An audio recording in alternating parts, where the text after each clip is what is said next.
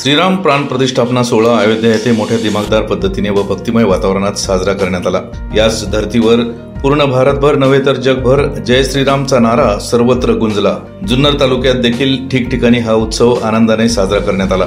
नारायणगावातील सकल हिंदू समाजाच्या वतीने तसेच बजरंग दल, दुर्गा वाहिनी, विश्व हिंदू परिषद, शंभूराज प्रतिष्ठान, ब्राह्मण संघ व तमाम हिंदू समाजाच्या वतीने दिवसभर विविध धार्मिक, सांस्कृतिक व आध्यात्मिक कार्यक्रमाचे आयोजन करण्यात आले।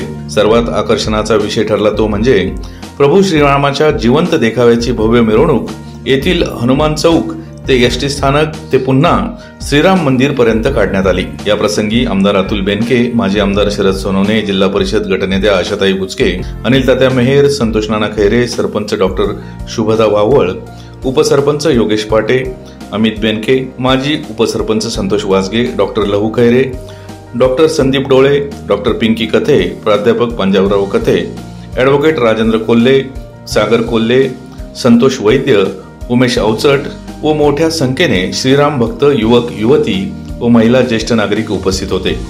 याच बातमीचा प्रत्यक्ष आढावा घेतला आहे आपला आवाज न्यूज नेटवर्कचे कार्यकारी संपादक किरण वाजगे यांनी। पाहूयात।